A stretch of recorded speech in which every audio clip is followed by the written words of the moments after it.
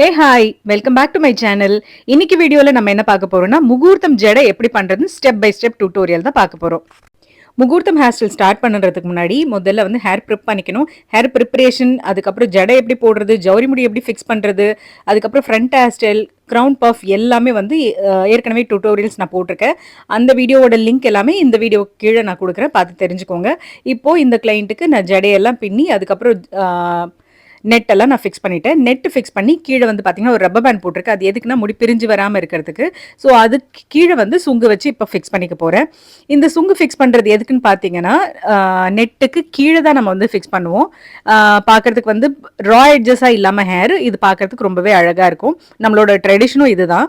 ஒரு சில ரவுண்டாக யூஸ் பண்ணுவாங்க, கொஞ்சம் இது ஃப்ளஃபியாக இருக்கிறது நல்லாயிருக்கும். நான் இன்னைக்கு பிளாக் கலரில் கோல்டு அது டாப் வர மாதிரி இருக்கிற ஒரு சுங்கு தான் எடுத்திருக்கேன். சுங்கு, குஞ்சலம் என்னென்னு சொல்லுவாங்க, உங்களுக்கு என்ன பேரில் தெரியுமோ பார்த்துக்கோங்க. ஸோ நல்லா டைட்டாக வந்து அந்த எண்டில் வந்து நிறைய முடி வந்து பிரிஞ்சு வரும். ஸோ அதை பிரியாமல் முடிஞ்ச அளவுக்கு வந்து பின்னிக்கிறேன்.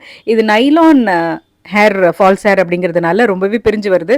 ஸோ சேஃப் அண்ட் செக்யூர்டாக இருக்கிறதுக்காக அடிஷ்னலாக த்ரெட்டு போட்டு கிறிஸ் கிராஸாக வந்து நான் கட்டிக்கிறேன், கழண்டு வராமல் இருக்கிறதுக்கு.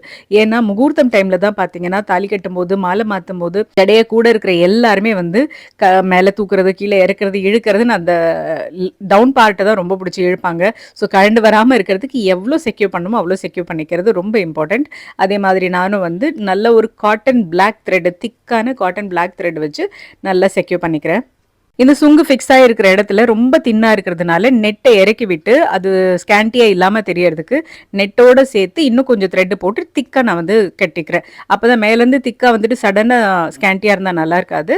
அதனால வந்து ஓவரால் வந்து திக்னஸ் கொடுத்துட்டு இப்போ டோனட் ஃபிக்ஸ் பண்ணிக்கிறேன். டோனட் ஃபிக்ஸ் பண்ணுறது எப்படி, எல்லா விதமான டோனட் எப்படி ஃபிக்ஸ் பண்ணுறதுங்கிறது அடுத்து வர வீடியோவில் நான் உங்களுக்கு போடுறேன். இப்போ டோனட் ஃபிக்ஸ் பண்ணி கரெக்டாக இருக்கான்னு ஒரு தடவை செக் பண்ணிக்கிறேன். செக் பண்ணிவிட்டு இப்போ வந்து வேணி வந்து ஃபிக்ஸ் பண்ண போகிறோம். வேணி ஃபிக்ஸ் பண்ணுறதுக்கு முன்னாடி நெத்தி சுட்டி ஃபிக்ஸ் பண்ணிக்கணும். நெத்தி சுட்டி ஃபிக்ஸ் பண்ணுறது ஆல்ரெடி நான் வீடியோவில் கொடுத்துருக்கேன். உங்களுக்கு இன்னும் டீட்டெயிலாக தெரியணும், பார்க்கணும் அப்படின்னா நீங்கள் எனக்கு டிஎம் பண்ணுங்கள், இல்லை கமெண்ட் பண்ணுங்கள், நான் உங்களுக்கு ரிப்ளை பண்ணுறேன். நாம் ஃபிக்ஸ் பண்ணுற டோனட் கரெக்டாக இருந்தால் தான் அதுக்கு மேலே நம்ம வைக்க போகிற வேணி இல்லை அது பேஸ் பண்ணி நம்ம வந்து ஃபிக்ஸ் பண்ணுற நெத்திச்சுட்டி எல்லாமே கரெக்டாக இருக்கும். லூஸாக இருந்ததுன்னா நெத்திச்சுட்டிலேருந்து எல்லாமே கழண்டு வரதுக்கு சான்ஸ் இருக்குது. ஸோ வந்து அவங்க என்ன ஆடினாலும் என்ன பண்ணாலும் கழண்டு வராமல் இருக்கிறதுக்கு டோனட் ஃபிக்ஸ் பண்ணுறது ரொம்ப இம்பார்ட்டண்ட். அதுக்கப்புறம் நெத்திச்சுட்டி கழண்டு வராமல் இருக்கிறதுக்கு இந்த வீடியோ பாருங்கள். முடிஞ்சளவு கிளியராக வர மாதிரி நான் வீடியோ எடுத்திருக்கேன். பட் உங்களுக்கு சரியாக தெரியல, புரியலன்னா நீங்கள் எனக்கு சொல்லுங்கள். அந்த செயின் பார்ட்டோட கொக்கி வரும் இல்லையா, ஸோ அங்கே ஒரு பிளாக் த்ரெட்டு போட்டு அதை வந்து ஊசியில் வந்து கனெக்ட் பண்ணிவிட்டு அவங்களுக்கு எங்கே வேணுமோ நெத்தியில் ஃபிக்ஸ் பண்ணி பேக்கில் வந்து தைச்சிட்டேன். பேக்கில் வந்து பார்த்திங்கன்னா எங்கே இருந்தால் கரெக்டாக இருக்குமோ அந்த நெத்திச்சுட்டியை வந்து கரெக்டாக வந்து நெத்தியில் வந்து பிளேஸ்மெண்ட் பண்ணிவிட்டு அதுக்கப்புறமா நார்மலாக நாட் போட்டு தைப்போம் இல்லையா, அது மாதிரி வந்து தைச்சி செக்யூர் பண்ணிக்கிறேன்.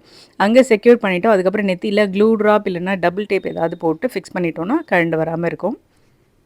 அதே மாதிரி சந்திரன் சூரியன் வந்து ஃப்ரண்ட் ஹேர் ஸ்டைல் பண்ணுறதுக்கு முன்னாடி பிளாக் த்ரெட்டில் செக்யூர் பண்ணி நெத்தியில் எந்த பக்கம் வரணுமோ, தலையில் எந்த பக்கம் வரணுமோ அந்த இடத்துல கரெக்டாக வச்சு முதல்ல தலைக்கு பின்னாடி வச்சு ஃபிக்ஸ் பண்ணிட்டேன். அதுக்கப்புறமா தான் ஃப்ரண்ட் ஹேர் ஸ்டைல் போட்டேன். ஸோ அந்த கயிறு வந்து விசிபிளாக வெளியில் தெரியாமல் இருக்கும். இப்போ வேணியை வச்சு ஒரு லேயரும் தனித்தனியாக நான் செக்யூர் பண்ணிக்கிறேன். அது வந்து ஹேர் ஸ்டைல் உங்களோட பஃப் வச்சுருப்போம் இல்லையா, ஸோ அதை டிஸ்டர்ப் பண்ணாத அளவுக்கு வச்சு நான் நாட் போட்டு செக்யூர் பண்ணிக்கிறேன்.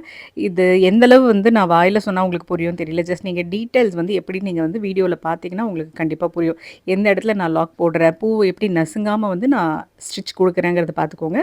பார்த்துட்டு ஒரு சைஸ் வேணிக்கும் ஒரு விதமான ஸ்டிச்சஸ் தேவைப்படும். ஒரு சிலர் வந்து மொத்தமாக 3 வேணியும் ஒரே நூலில் வச்சு ஒரே நாட் போடுவாங்க. அது எப்படின்னா வெயிட் அதிகமாக இருந்ததுன்னா அப்படியே பின்னாடி விழுறதுக்கு நிறையவே சான்ஸ் இருக்குது. ஸோ என்ன கேட்டிங்கன்னா ஒரு வேணியும் தனித்தனியாக வந்து நீங்கள் வந்து நாட் போட்டால் தான் எல்லாமே வந்து க்ரிப்பாக இருக்கும். ஏன்னா மார்னிங் முகூர்த்தம் பார்த்திங்கன்னா அவங்க விழுந்து கும்பிட்றது நிறைய ரிச்சுவல்ஸ் இருக்கும். அதனால தலை கலைஞ்சிராமல் இருக்கிறது ரொம்ப இம்பார்ட்டண்ட். இன்றைக்கி பார்த்திங்கன்னா பெரிய வேணி 3 வேணி கொடுத்துருந்தாங்க. நான் 3மே மேலே வச்சு அவங்க ஃபேஸே வந்து ரொம்ப பெருசாக வருங்கிறதுனால கீழே வந்து உங்களுக்கு மெயின் சாரி கூரை புடவை வந்து பார்த்திங்கன்னா ரெட் சாரி. ஸோ அதனால் வந்து அந்த ரெட் கீழே வர மாதிரி வச்சு செக்யூர் பண்ணியிருக்கேன்.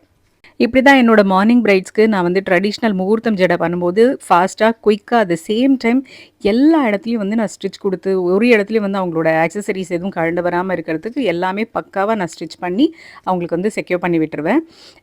இந்த வீடியோ உங்களுக்கு பிடிச்சிருந்ததுன்னா லைக் பண்ணுங்கள், ஷேர் பண்ணுங்கள், சப்ஸ்கிரைப் பண்ணுங்கள். சப்ஸ்கிரைப் பண்ணிவிட்டு கண்டிப்பாக பாருங்கள். எல்லோரும் வந்து வீடியோ பார்க்குறீங்க, பட் சப்ஸ்கிரைப் பண்ணாமல் பார்க்குறீங்க. சப்ஸ்கிரைப் பண்ணுங்கள். இதுக்கப்புறம் பார்த்தீங்கன்னா நிறைய மேக்கப் வீடியோஸ் அண்ட் தென் வந்து beauty related videos and then hair style videos நிறைய வரப்போகுது. உங்களுக்கு என்ன மாதிரி வீடியோஸ் பிடிச்சிருக்கு, என்ன மாதிரி நீங்கள் நெக்ஸ்ட் வீடியோஸ்லாம் பார்க்க விரும்புகிறீங்க, உங்களுக்கு எப்படி தேவை இருக்குது, அதே மாதிரி என்னோட வீடியோஸ் உங்களுக்கு எந்த அளவு பிடிச்சிருக்கு, புரியுது, இல்லை அதில் என்ன இம்ப்ரூவ்மெண்ட் பண்ணணும் அப்படிங்கிறது வந்து நீங்கள் எனக்கு கமெண்ட்டில் சொல்லுங்கள். கண்டிப்பாக அது இம்ப்ரூவைஸ் பண்ணுறதுக்கு யூஸ்ஃபுல்லாக இருக்கும். அதே மாதிரி பார்த்தீங்கன்னா நான் எடுக்கிற வீடியோஸ் எல்லாமே வந்து மாடல்ஸ் வச்சு எடுக்கிறது இல்லை, ரியல் பிரைட்ஸ் வச்சு எடுக்கிறது.